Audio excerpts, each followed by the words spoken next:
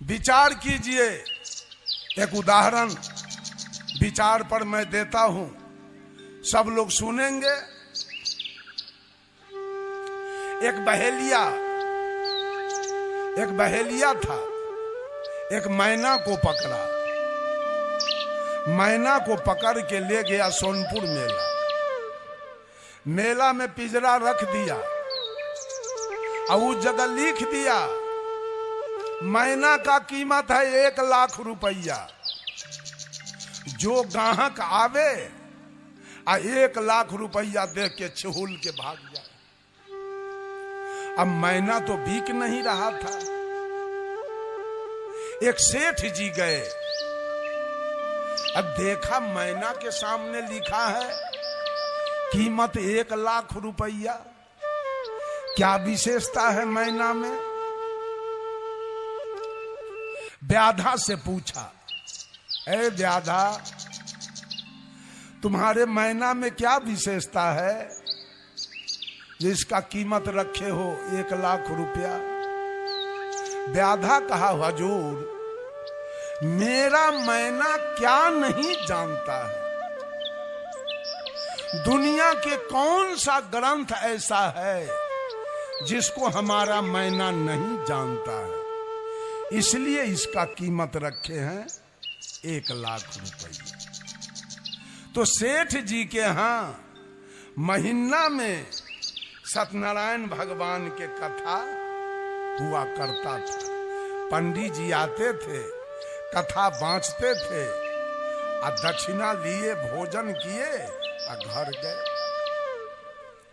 सेठ सोचा एक के बेर न 1 लाख लगेगा और जिंदगी भर के दक्षिणा तो हमारा बंद हो जाएगा। मैना जब सब कुछ जान रहा है, इसी से सत्यनारायण भगवान के कथा कहवा लेंगे। अब महीने महीने पंडित को बुलाना हमको नहीं पड़ेगा। जाके मैना से पूछा सेठ, मैना सत्यनारायण भगवान के कथा जानते हो?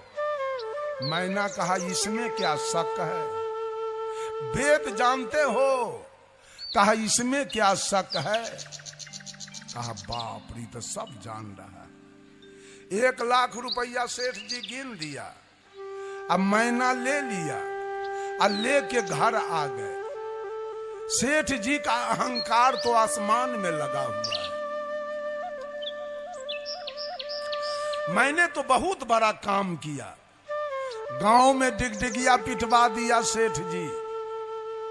जो हमारे मैना से सत्संग करेगा, जो जीत जाएगा, उसको आधा राज लिख देंगे, हार जाएगा उसको फांसी पर लटकाएंगे। राज के लोभ में पंडित जी आ गए।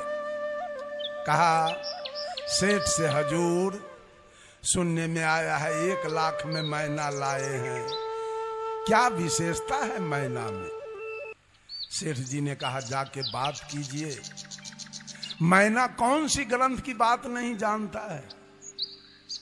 सेठ जी, पंडित जी गए, कहा, मैना उपनिषद जानते हो? मैना कहा, इसमें क्या शक है। शास्त्र जानते हो? इसमें क्या शक है। पंडित जी चुप्पे गलियारी में पार हो गए। हार जाएंगे तो मंगनी में फांसी होगा, यही तो सब जान रहा है। भाग गए। उसके बाद मौलवी साहब आए।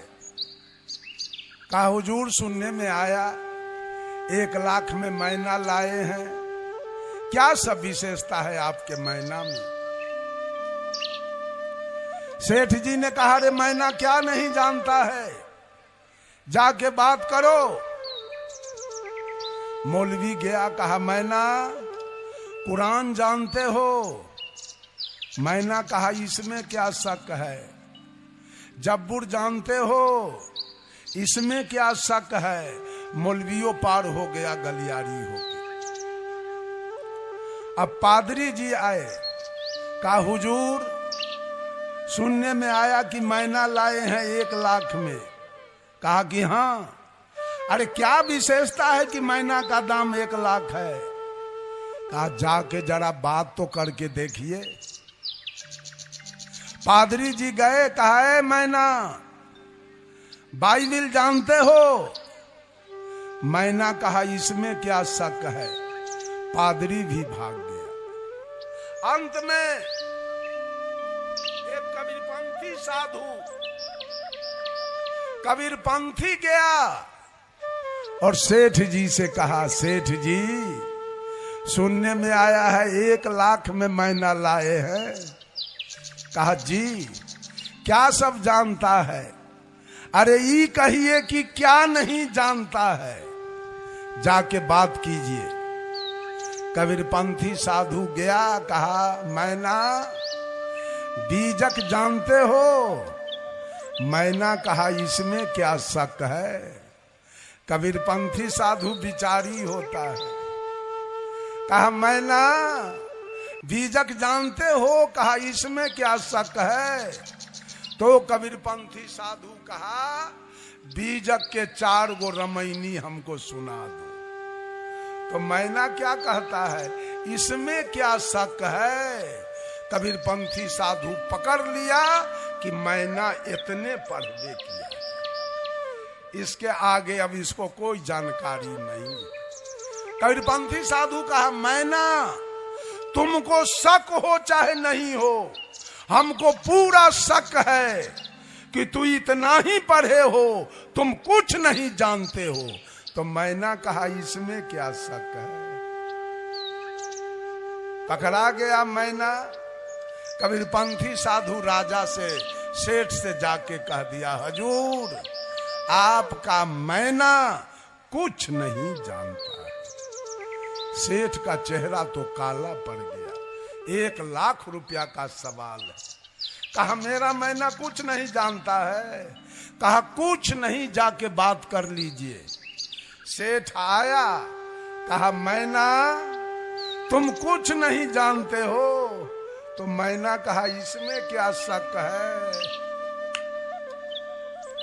तो सेठ कहा इसका मतलब है कि 1 लाख रुपया हमारा डूब गया। तो मैना कहा इसमें क्या शक है। ए विश्वासवादियों, अंत में रोना पड़ेगा, कुछ मिलेगा नहीं अंत में। विश्वास करके गंगा जमुना जाते रहो, कमला जमंगला। अब विश्वास करके बैनाथ जगन्नाथ भूतनाथ केदारनाथ दौड़ते रहो।